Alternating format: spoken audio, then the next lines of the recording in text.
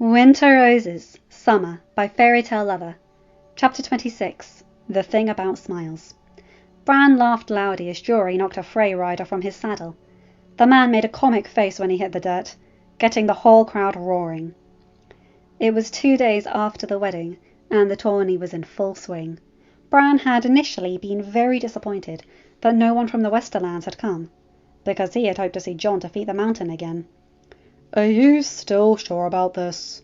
Robb asked as he and Jon watched the tilts from the side. Daenerys was sitting at the place of the hosts, Isla, Benjen, Ned, Ella, Sansa, Arya and Bran with her, while Ghost stood guard nearby. "What is the point of hosting a tourney if I'm not going to compete?" Jon asked while Gren, his squire, fastened his armour. "Your father calls it playing at war." Theon said, "That's the point, Greyjoy. To practice." Jon said, "I'm not going to compete in the melee. That I don't see the point of. I agree with father, but jousting is harmless enough." "Unless you're knocked on your ass, then you get a bruise and we get to laugh." Theon added, "We can always count on you to lift our spirits, Greyjoy." Jon said, rolling his eyes. "You're all set, my lord," Gren said. "And you're up next, Lord Robb." "You're right after, Lord Starling." "Thank you, Gren. Go practice with your bow, Greyjoy. I think we might get near the top 10. "Good luck, Starling," Robb said, fiddling with his helm and watching as Theon walked off. "And please do not fall from the horse." Jon laughed. "I'd like to see someone unseat me from Winterstorm." He watched as Robb went up on his saddle, and Gren handed him a lance. Apparently his walk through the gardens had changed his initial opinion, because Robb rode to where the Tyrells were sitting and asked for Margaery's favour, which the girl gave with a smile. Jon rolled his eyes at his brother. Robb was so predictable sometimes. A pretty face and a smile could always sway him. He was set to joust against Prince Oberyn Martell, who was commended for his skill. Jon knew that regardless of their months of training, he and Robb were both still way below the man's skill. After all, he had years under his belt. "Lord Robb of House Stark, son and heir to Lord Eddard Stark, Warden of the North, competes against Prince Oberyn Martell of Dorne," a herald announced. Robb had been holding his own so far, as his position in the quarterfinals indicated, and he even managed to hold his seat against the first tilt. But Oberyn had good aiming and a lot of strength, and managed to send him flying in the second tilt. Jon was glad Theon was gone and would hear of it second-hand. Robb would never hear the end of it. But at least the Ironborn hadn't started his ironic and unpleasant commentary while the heir to Winterfell was still nursing a bruised ego. Putting it out of his mind for the moment, Jon went up on the saddle, took the lance that Gren was offering, and trotted to the middle of the list. "Sir Jon of House Starling, Lord of the Midnight Fortress and the Blessed Island, competes against Sir Jaime Lannister of the King's Guard," the herald announced. Jon walked Winterstorm to the stand, pointing his lance forward. "My lady, I request the honour of your favour." Daenerys smiled and stood from her chair, coming forward to tie the blue silk around the lance. "Of course, my good lord." He smiled, his eyes shining as he turned his horse around. Dany sat back down, her smile unwavering, though inside her stomach was gurgling. Ghost rested his head on her lap to comfort her, as the two knights followed their preparations in the opposite sides of the lists. "Calm down, Daenerys," Isla whispered. "It's not his first turn. He's been training. He will be fine. He's facing Jaime Lannister." "It's the quarterfinals, Dany," Robb said, though his tone betrayed a bit of his anxiety. "Jon's made it this far." Robb had gotten rid of his armour before joining the others in the stands, and Ella had immediately stood up to fuss. One of the splinters had managed to scratch his shoulder, and she spotted the tiny stain on his collar. He tried to say he was fine, but she didn't relax until she had made sure herself. The horn sounded, and both Jon and Jaime charged. Jon lost a bit of his seat, but managed to break the very tip of his lance. On the second tilt, his lance exploded full against Jaime's shield, making the older knight lose his balance and fly from his saddle. "Oh, how I wish there were women's jousting," Ella whispered in Ned's ear as the crowd clapped vigorously. I'd love to see Cersei's face as I knocked her down to the dirt. He chuckled. That is something I would actually like to see. As the sun began to set, the semi-finals and final lists were set to happen in the morning, so all of the guests retired back to the castle, where a feast expected them. Sir Loras Tyrell had won the tilt against Sir Jason Mallister, so he was going to face Prince Oberyn in one of the semi-finals. On the other side, Sir Barristan had unseated Sir Robar Royce, so he would be facing Jon in the other semi-final. As the feasting gave space for dancing, Ella was sitting alone, watching with a smile as Ned attempted not to crush Sansa's toes as they danced, when someone took the vacant seat at her side. Good to see Dornish representation at this place. She bit back a smile. I'm unsure what you mean, my lord. Have we been introduced? He threw back his head in laughter. I've missed you, you know. She smirked, checking their surroundings. The feast was too loud and boisterous for their words to carry. I was wondering if you would come and talk to me, Oberyn. Not if I would recognize you. I was hoping to be a bit more unforgettable than that. Considering Arthur was guarding the tower, I suppose you know where the she-wolf was hiding, and that's why you needed to disappear? Oberyn deduced, and she nodded. What are you plotting, Ash? Ella, she insisted. What do you think a Dornish woman, friend of your sister's, is plotting in King's Landing? Oberyn hummed. Did you poison her soup yet? Too easy a death. I'm sure you've heard of what Jon Starling did at the Tourney of the Hand. My main reason for coming up here. I needed to shake his hand. He is yours, isn't he? Whom else would Ned Stark have a bastard with? Ella posed the question, knowing it would throw him off the scent. I knew news of Jon and the Mountain would drag you up here, and I need you to take care of something back south. Words to Big Brother. Well, Doran is the ruling prince, but that's for you to decide. I think Arianne will be more helpful in this. This is becoming interesting. I know about the betrothal between Arianne and Viserys Targaryen. Not many people know that, Oberyn said, displeased but not thoroughly shocked that she knew. I'm not like most, and my time in Essos only brought me whispers of how he is. First, incapable of successfully launching a campaign for the throne. Second, he is his father's son. And third, he's a coward bully, Obi. He'll try to stomp Arianne down with his boot. He'll fail. Of course he will, Ella agreed easily.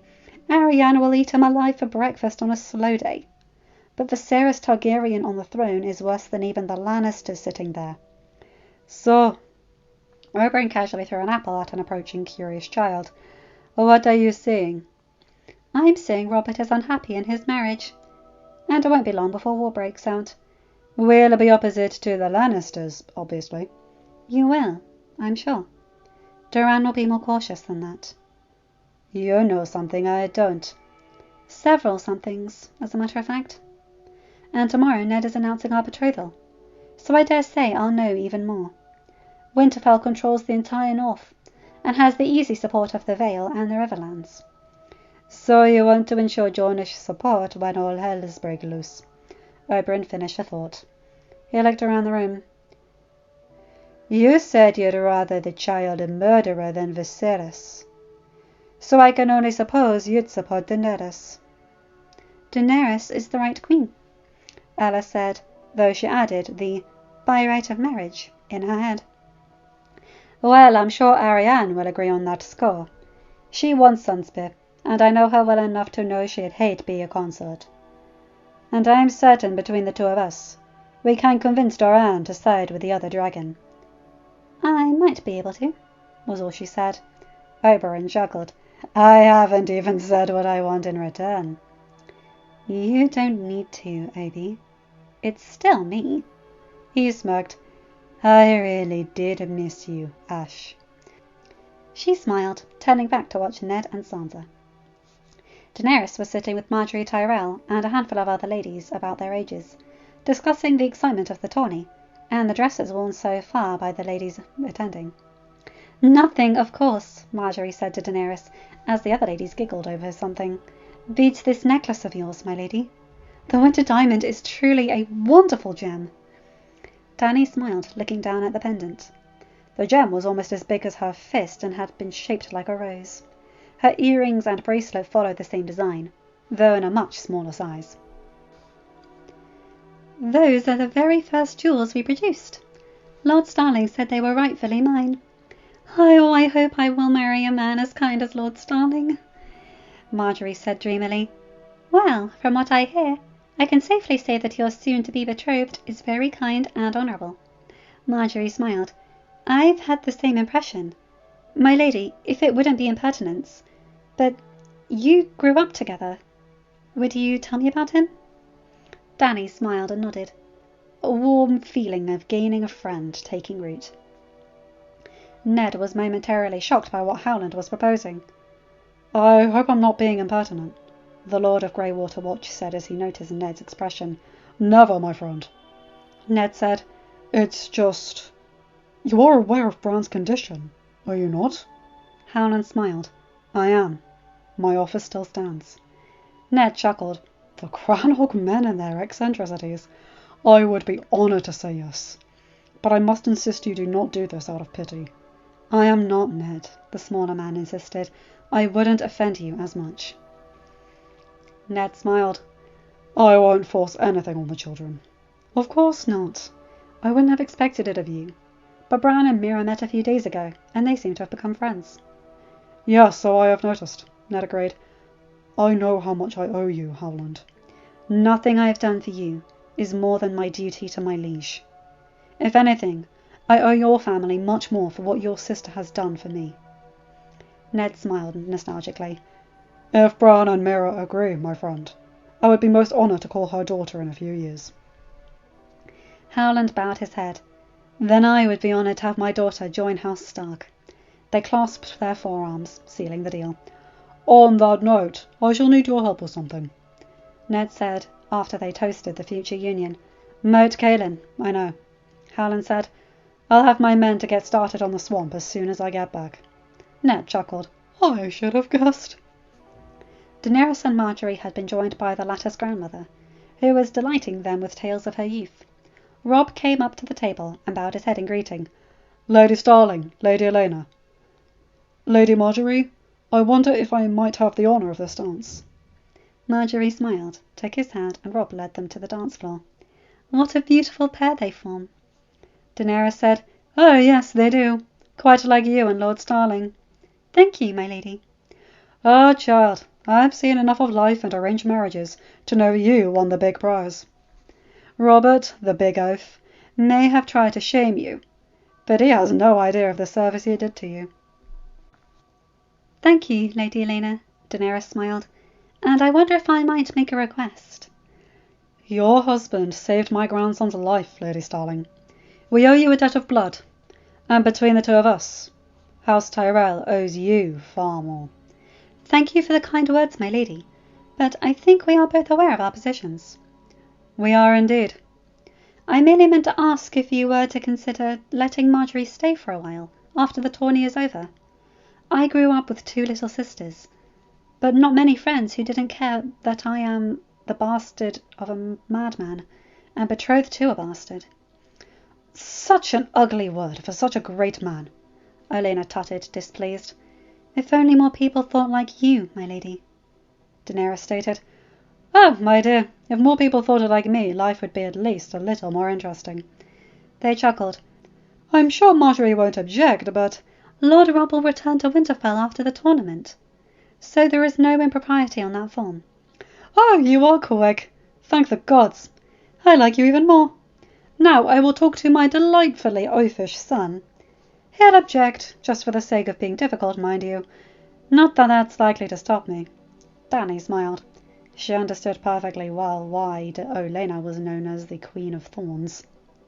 Excuse me, ladies, Jon said, coming to where they sat. I am sorry to cut in, and I loathe to take your company, Lady Elena, but I would like a dance with my wife. As well you should, Lord Starling. Go, now, and make those empty-headed fools jealous of your luck. Chuckling, Jon led Dany to the dance floor. falling easily in pace with the song of the minstrels were playing. I'm sorry you were nervous today, he said. Daenerys rolled her eyes. I wasn't so worried until you faced Jaime Lannister. His skill is legendary. Was, I suppose, since he lost the past few competitions. He twirled her around. I've been training for months for a reason, Dany. I needed to at least get this far. Why? People already know you're skilled with a blade. You defeated that bloody monster. Why must you take such risks? He sighed. I need to be more than Ned Stark's bastard, Dany. It's not about the mines or the money. It's just, these southern pompous arses, they only respect titles, until you demand they look at you and respect you. Even the northerners are a bit like that too. I need to show them that the king didn't knight me on a whim because I'm his friend's son. I need to be my own person. The dance made them part ways for a moment, so Dany thought over his words. Do you feel belittled by having married me? She asked quietly once she was back in his arms. God, Dany, no! No, of course not.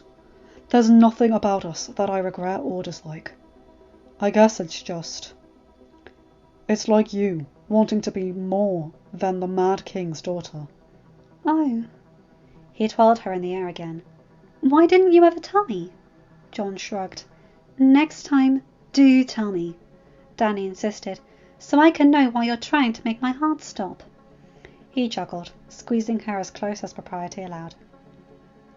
As Ella had seen Sansa and Arya to bed about an hour ago, Ned decided to check on Bran before he went to bed.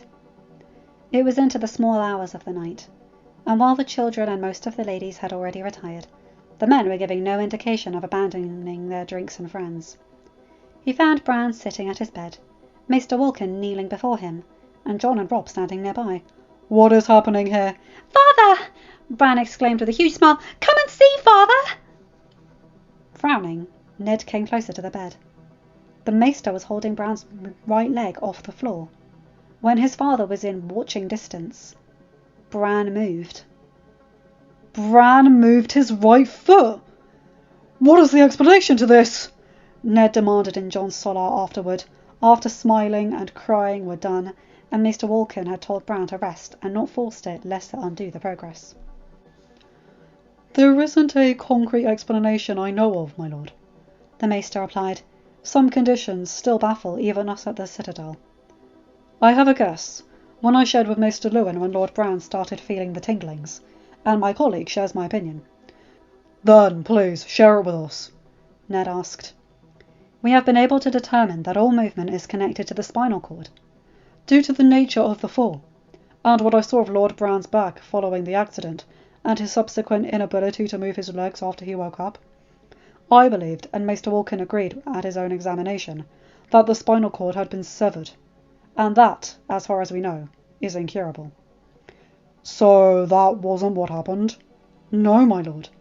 It seems to only be intense bruising. It pressed on the spinal cord, preventing movement until the clot had dissolved. Now that it has started to, Lord Bran has regained some movement. He has been riding and moving about, Jon said, worried. Could that have... It only helped, my lord. You see, the blood pumping made the clot dissolve faster. What now, Maester? Ned asked. This is not something I have seen before, my lord. I recommend cautious exercises, little by little every day, to build up Lord Bran's strength back up. But like a bone that has been broken, I do think it is hard that Lord Bran will ever recover completely to what he was before he fell. But he'll walk, Ned insisted. Everything points in that direction, yes. Perhaps he shall need a cane, but it does look like he'll walk on his own again. Thank you, Maester, Jon said, dismissing the man. He bowed and left the room. Ned was smiling and crying at the same time. I'm going to the Godswood, he announced. Daenerys squealed as Jon twirled her on the air, and she laughed, seeing his eyes shining as he put her down. She had been removing her heavy gown and jewellery when her husband burst into her dressing room. Irri and Arya, used to their passionate blazes, quickly vanished. What has gotten into you? she asked, but John just dived in for a hot and deep kiss. I'm happy, he panted out between kisses that were already across the room, and away to the bedchamber. I can see that, Daenerys managed to say when they ran out of air, and John descended on her neck. Why are you so happy? Smaller reason.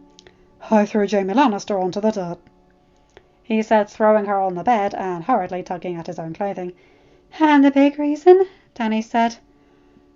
Bran is going to walk again. She gasped in surprise. Moving on. The first semi-final to take place in the morning was to happen between Sir Loras Tyrell and Prince Oberyn. Though equally skilled, if Loras won, that would put him in the final, likely against Jon, who is proving to be a wild card. Jaime Lannister hadn't been seen since eating dust the previous day, not having attended the feast either. People were whispering about a bruised ego. Jon was feeling anxiety butterflies in his stomach. Side note, I feel those often, not fun. Patting Winterstorm's neck just for something to do. Ghost was sitting next to him, but even his presence wasn't soothing enough. That's a good horse if ever I've seen one. Jon smiled, watching Sir Barristan approach. Thank you. He's a good lad. Been with me since he was a foal. Well, half a joust is a good amount. So, you've got that covered. I was watching yesterday, and you and the horse are one. What is his name? Barristan asked.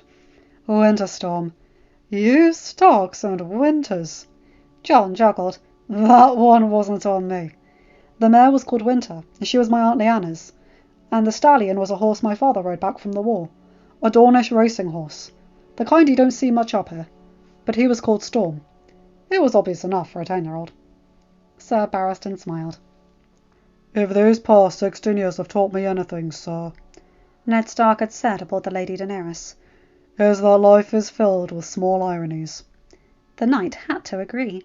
So that is what happened to you, Storm, he thought. You went to Winterfell to have fools. Trust him to get you to the other side and focus on aiming. You put Jaime Lannister down. You can do this. Jon smiled back. Thank you, Sir Barristan. It means a lot that you're willing to help, even though you are riding against me. The knight chuckled. I've won my fair share of victor's wreaths. It's time to let you youngsters shine. Now, once the tourney is done, I have one request, if I may be so bold. Jon chuckled. I would be most honoured to grant any request to Sir Barristan the Bold. Barristan laughed. Very well, then. I'd like to spar. Jon smiled. It would be my honour. As the crowd had expected and bet on, Sir Barristan had unseated Sir Robar Royce in a tense final tilt. Sir Loras had triumphed over the Red Viper. The crowd highly anticipated finals dividing the betting crowd. On one hand, Sir Loras was the reigning champion, having given the title of victor away honourably. On the other, Jon had been a surprise from the moment he had appeared in court, and had exceeded all expectations throughout the tourney. The first 4 tilts were ties. Jon clung to Sir Barristan's advice, and held steadfast to Winterstorm, trusting the horse to remember their months of training, and focused on aiming. It worked on the 5th tilt. His lance exploded against Loras's shield, who held on to the saddle by 1 foot in the stirrup, nearly strangling his poor horse. The judge cleared the victory, and Loras gracefully found his ground and bowed in acceptance of defeat. Jon waited impatiently until Gren took his helm and shield, and then returned Winterstorm around to the middle of the list. There were sighs, some very relieved, when he stopped in front of Daenerys. Patrick was waiting nearby, with the little box Jon had made just in case. Daenerys stood from her chair with a smile, and Jon took the box from the servant, manoeuvring the horse to stop by her. My lady, I would name you my queen of love and beauty. And the day when Jon placed the crown of winter roses on Daenerys' head was the day all the smiles came alive. End of chapter. Hi guys, hope you enjoyed that one. So many things in that I absolutely love. Oh my god. Oh, the reversing of the tourney with Jon giving Dany the crown. I love it. Gren's there too. No, we're just missing Pip. And oh, there's one more. Pip, Gran, Sam, and there's one more I'm missing. Oh, I can't remember. Anyway, yeah, I love that. And Marjorie's going to stay at the Midnight Fortress for a bit. Oberyn's on the hunt. And I love how Ella threw him off because, well, she and Ned did have a bastard child. But it wasn't John. Nice way to throw him off the scent. Anyway, you guys know the drill. Like, comment, and subscribe, and hit that bell to get notified whenever I upload a new video. Have a good day, night, or whatever time zone you're in. Bye, my guys, girls, and non-binary pals. I'll see you in another video. Take care.